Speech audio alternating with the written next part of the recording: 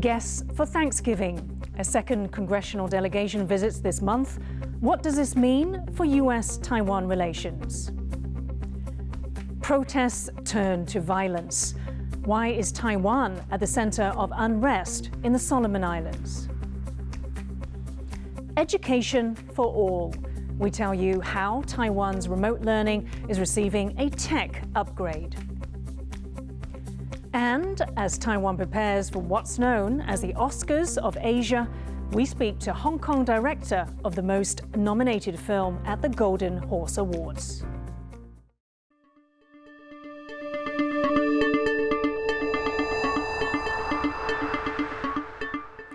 A warm welcome to TaiwanPlus News. I'm Yin Khvat. A group of U.S. lawmakers are in Taiwan, defying Beijing's attempts to disrupt their trip. They met with President Tsai Ing-wen in Taipei on Friday. Taiwan is the latest stop for the 5 members of the U.S. House of Representatives after spending Thanksgiving with U.S. troops in South Korea and talks in Japan. The 2-day trip is the second time in a month U.S. lawmakers have visited. Rick Glowett reports.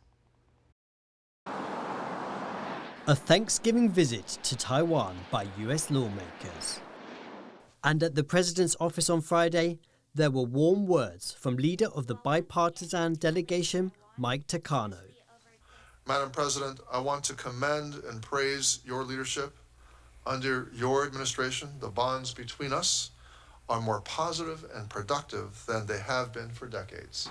It is the second visit by U.S. politicians this month, following a 3-day trip from Republican lawmakers and another sign that Washington remains focused on the region. On Friday, President Tsai Ing-wen expressed hope about a bilateral trade deal and announced the opening of a Taiwanese Veteran Affairs office in Washington, D.C. 我们在各位关心的区域情势上，台湾也会跟美国加强合作，共同捍卫我们的共享的民主自由的价值，确保区域的和平稳定发展。 But Beijing had tried to prevent the U.S. lawmakers visiting Taiwan. Representative Alyssa Slotkin revealed the Chinese embassy in Washington warned her office to call off the trip. It comes as the U.S. and China continue to wrangle over Taiwan and the South China Sea, with both sending warships through the Taiwan Strait this month. Beijing has said the U.S. must respect its sovereignty claims before any proposed military exchanges can happen between them. But the surprise Thanksgiving visit is a sign that Washington sees Taiwan as a key regional ally and is committed to normalizing relations. Alex Chen and Rick Glowett for TaiwanPlus. To discuss what's behind the second U.S. congressional visit this month, I spoke to Wen-Ti Song, a political scientist at Australian National University. In the frequency of it recently, as well as the high profileness of it all, shows the interest in making sure that Taiwan issue remains front and center in U.S. politics, as well as a gradual way to acclimate American political leaders in terms of seeing Taiwan increasingly as a friend they can leverage on, rather than a issue or trouble they need to manage in the broader China or Greater China policy. This trip is not a standalone trip to Taiwan, but part of a thank you for your service trip to Japan, Korea, and Taiwan, because there are a significant number of U.S. military personnel stationed in Japan and South Korea. So the fact that they added Taiwan to this thank you for your service trip could be, I think, better linked to recent disclosure that they are U.S. military personnel that's based in, or at least rotating regularly in and out of Taiwan. To do this trip then is one way of saying, and we have people here, and that therefore it's now with signal U.S. security commitment to Taiwan's cause. And the fact that they arrive on Thanksgiving night, again, is a way to drive home that message for me. Representative Nancy Mace, when she touched down in Taiwan, tweeted about having arrived in the Republic of Taiwan. What do you make of this name? There's any number of ways to read it, I think. Obviously, for many constituents in Taiwan, that's the destination they prefer to see. And it's always possible that there was misunderstanding on the US side, or perhaps an intentional way to gradually normalize the understanding of Taiwan in that particular sense. Or, to put it another way, They are Freudian slips of tongues, and if it's testing water, then you can perhaps see it as a way to release trial balloons that either can push the boundaries in terms of how U.S. interact with China and Taiwan, or you can see it as a way to boil the frog, which gradually kind of push the envelope as well as make some jargon, some vocabularies increasingly more normalized where they weren't before. Police have fired warning shots and tear gas to disperse rioters attacking the home of the Prime Minister of the Solomon Islands. The violent protests are continuing for a third day. As James Chater explains, the unrest partly centres on the government's 2019 decision to sever diplomatic ties with Taiwan in favour of Beijing. Smoke billows into the air above Honiara, the capital of Solomon Islands. Violence in the city has continued into a third day after protesters on Thursday defied a 36-hour national lockdown to gather outside the country's parliament building. There, they called for the resignation of Prime Minister Manasseh Sogavare. But protests soon turned violent, with buildings in the capital's Chinatown set alight and the local police station ransacked. Temperatures on Friday remain high. It is still tense. The worst is still not over. People are still continuing with the protest and trying to burn and loot shops and buildings, whatever they can. Except for some of the buildings that do have strong security personnel or people on the ground, they were able to be saved. Protesters' grievances are wide-ranging and include alleged corruption, poor public services and inter-island tensions. But most significantly, there is frustration over a 2019 decision by the Sogavare administration to switch diplomatic recognition from Taipei to Beijing. That move aggravated existing inter-island tensions in the country and was strongly opposed by Daniel Sudani, the premier of Malaita province, the country's most populous. Ever since, deep divisions over the move toward Beijing have remained unresolved. And it's from Malaita that most of the protesters have travelled. On Thursday evening, the Prime Minister condemned the violence. He refused to resign and said he would only be removed from his position on the floor of the Parliament. And that comes as the first of some 100 Australian military personnel prepared to help stabilise the situation. We are there to support the Solomon Islands Police, Royal Solomon Islands Police Force. Overnight, we have seen what started as a protest. We have seen some more indiscriminate looting and things of that nature, which is a more general civil unrest and behaviour, and we want to see that come under control. From Beijing, concern over the protests, but a reminder too of the alleged benefits of its diplomatic relationship with Solomon Islands. 中所建交2年来，两国关系发展良好，双方在经济、贸易、基础设施、教育、卫生等领域交流的合作 Shortly after breaking relations with Taiwan in September 2019, Sogavare received the red carpet treatment on a trip to Beijing, which also included meetings with Xi Jinping. But the decision was mired in controversy, with reports that the switch was a result of a financial aid package from Beijing worth $500 million. 而台湾为所国人民所做的，特别是医疗、农业、教育、文化上的协助。 也从来不是金钱可以衡量的。 Back in Honiara, what happens now is unclear. I'm not too sure. The Prime Minister is also adamant that he's not going to step down, and the people are still calling for him to step down. But then we have the support coming in from PNG in Australia here to help the police in controlling the situation. So we just don't know how things will go. But with protests showing no signs of abating, it's unclear how stability will return to this frontier of the geopolitical tussle between Taiwan and China. Chris Ma and James Chater for TaiwanPlus. To learn more about the protest in the Solomon Islands, Ryan Kilpatrick spoke with Sinclair Denon, Professor of Pacific Affairs at Australian National University.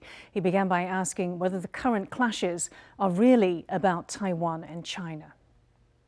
Most Solomon Islanders, I think, are primarily concerned with their daily needs. And Solomon Islands is a very poor country. And a lot of their dissatisfaction, which it goes back many, many years, has been with the perceived failure of their own government to really deliver on its promises of development and its commitment to improving government services and everything. And how the Taipei sort of Beijing competition has played out is that, sort of politicians have said, well, if we switch allegiance, we're going to get a better deal. Now, for people on the ground, they haven't really seen much either way. So a lot of the frustration that you're seeing expressed in these protests has got nothing to do with Beijing or Taipei. It's to do with Solomon Islanders being very unhappy with their own government. And the events that have been happening recently appear to have been instigated largely by people who've come across to the national capital from the province of Malaita to demonstrate their unhappiness. The US has provided funding directly to Malaita province. That, I don't think, has gone down particularly well with the national government. That has been seen by Prime Minister Sogavare as unacceptable external interference. There have been murmurs of Malaita even declaring independence from the Solomon Islands. So what do you think the chances are of independent Malaita emerging that recognizes Taipei, or of the Solomon Islands itself reverting its allegiance back to Taipei from Beijing? There's a much longer history of different provinces of Solomon Islands stating their intention to break away, which I think sort of speaks to the artificiality of the Solomon Islands as a nation. It's really made up of a lot of very distinct tribal groupings dispersed across the archipelago. I think the chances of, under current circumstances, Malaita breaking away and seceding, presumably as an independent state, are virtually nil. Malaita is one of the most underdeveloped, parts of Solomon Islands. It really has very few resources on which to, base a nation state that can sustain itself. So I think that's most unlikely to happen. Nobody really foresaw the switch occurring in 2019 in exactly the same way that it did, although, again, it was always possible. So I think, again, looking further down the track, it may be possible again. More than 50 people have died in a mining disaster in Siberia after a ventilation shaft caught fire. Initial operations to rescue the trapped miners failed due to dangerous levels of methane gas and fears of possible explosions. It is Russia's worst mining accident in over a decade. Tensions over the migration crisis have escalated between France and the UK, with finger-pointing from officials on both sides. This after at least 27 people drowned trying to cross the English Channel on Wednesday in the worst migration accident to date in the waters between Britain and France. French leader Emmanuel Macron accused his British counterpart of not doing enough and politicising the tragedy for domestic political gain. The British Prime Minister Boris Johnson said that France should accept more responsibility instead of rejecting his offers for a solution. Both countries have called on the European Union to step in.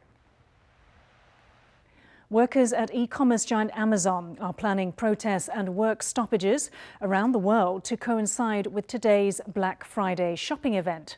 Strikes are set to take place across all branches of the US headquartered company as employees look to voice their concerns about work conditions, wages and tax accountability.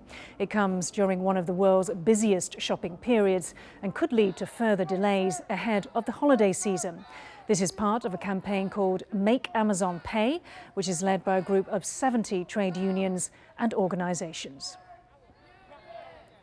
Coming up, remote digital learning in Taiwan gets a boost, but why are some lawmakers worried? Details after the break.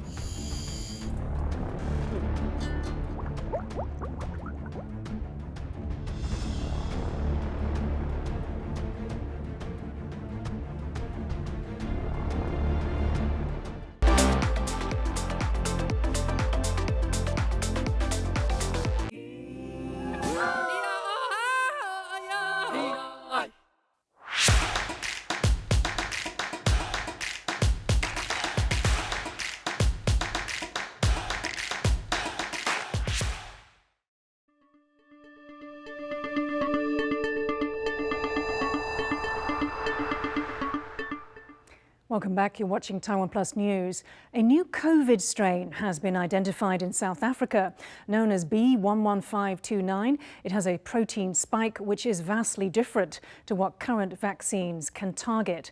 The protein spike determines the ease of infection of the virus. Ken Ning tells us more. The UK has temporarily banned travel from South Africa and 5 other African nations, putting them on its red list of countries which are considered high risk. In the Czech Republic, President Miloš Zeman was taken back to the hospital on Thursday after testing positive for COVID-19. The 77-year-old leader was previously admitted for an undisclosed chronic disease and discharged. He was meant to swear a new prime minister into office on Friday. In New Zealand, the government has announced that borders will open to all vaccinated travelers by April next year. Finally, Taiwan's Central Epidemic Command Center will hold discussions on Sunday to determine whether to allow the administration of second doses of Pfizer BNT vaccine to those in the 12 to 17 age group. Kama Shi and Ken Ning for TaiwanPlus. Taiwan's Education Ministry has revealed a new 4-year project designed to ensure equitable access to digital learning materials with a total budget of 20 billion Taiwan dollars or $720 million US dollars. Alice Cheng has more. It's a thing that's become familiar to families around the world during the pandemic. Children sitting at home interacting with their teachers and classmates online. But what about those children who don't have access to a PC, tablet, or even the internet? Taiwan's Education Ministry is looking to ensure every elementary student in the country is given a tablet so that they can fully participate in an increasingly digital education environment. 全部都是由中央政府来负担。我们也目标在明年的9月将所要增置的这些平板能够到位。In addition to equipping students with tablets, the government is also looking to provide high-speed internet in every classroom. 教室的那个无线基地台的这个部分就是说我们希望有足够的量，那学生在一人一机上网的时候，它才会比较顺畅。The plan is not without its challenges. Many local governments are worried that the digital infrastructure in rural areas is insufficient for meeting the central government's demands. They suggest that students are equipped with tablets capable of accessing mobile internet networks. 如果说只是在班级里面建置那个无线网络的话，以我们偏乡来讲的话，那么它的功能就会变成说只是把这个平板拿在教室学习。那如果说回到家里面去的时候，对我们来说就是要再准备这个东西。As the future looks set for education to move increasingly online, Taiwan's government is determined to expand access among students. But with resources unevenly spread around the country, there are likely to be further challenges on the path to ensuring an end to digital apartheid. James Rayner, Ed Moon, and Alice Chen for TaiwanPlus.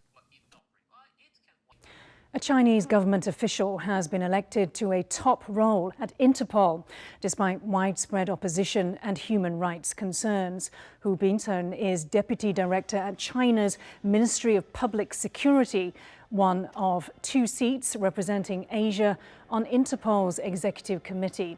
The appointment has drawn condemnation from human rights groups and a global coalition of lawmakers. They say it will help China use the International Policing Agency to hunt down dissidents around the world. It comes 3 years after the disappearance of Meng Hongwei, the former Interpol president from China, who was in jail there on bribery charges. His wife, who now lives in exile in France, expressed her concerns in an interview earlier this month.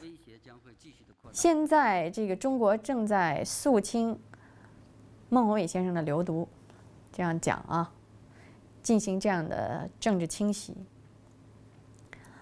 那么，如果胡斌琛先生同情或者帮助我们，或者是向我们表达善意，那么就意味着他会违反党的纪律。如果要遵循党的纪律的话，那他就违背了人性基本的善良。这就是有一个问题了。比如说有一天，胡宾春先生会不会也像孟先生一样被消失呢？ The Chinese embassy in Lithuania advised on Thursday that it was suspending its consular services until further notice, citing technical reasons. But according to Reuters, 30 minutes after it was published on the embassy website, the statement was removed. This comes after China downgraded diplomatic ties with Lithuania last week in protest against Vilnius's decision to allow a de facto Taiwanese embassy. The representative office uses Taiwan rather than Taipei in its name, the first in Europe to do so. A Taiwanese-Singaporean couple have won their same-sex marriage lawsuit, allowing them to officially register their marriage in Taiwan. The couple were rejected to register their marriage in 2019 due to a directive that states a marriage cannot be registered if the non-Taiwanese partner's country doesn't allow it. The Taipei High Administrative Court overturned the registration officer's decision on Thursday, making it the third such example in recent history. A draft amendment is currently being considered by the cabinet that would loosen the restriction. Taiwan is the only country in Asia to have legalized same-sex marriage. Chinese language films will be in the spotlight tomorrow at the 58th Annual Golden Horse Film Awards. The most nominated film this year is an offering from Hong Kong about homeless people's fight for justice. TaiwanPlus reporter Ken Ning spoke with Jun Lee, director of Drifting, to find out more about the movie and how his experience as a journalist has shaped his art. I think having a journalism background makes me want to do more stories from a real event, stories about pursuing justice and more humanistic values. So this is how I approach my subjects. So for this time, it's about street sleepers. So I make it as realistic as possible. And at the same time, I try to build a narrative, a storyline from what I saw in real life.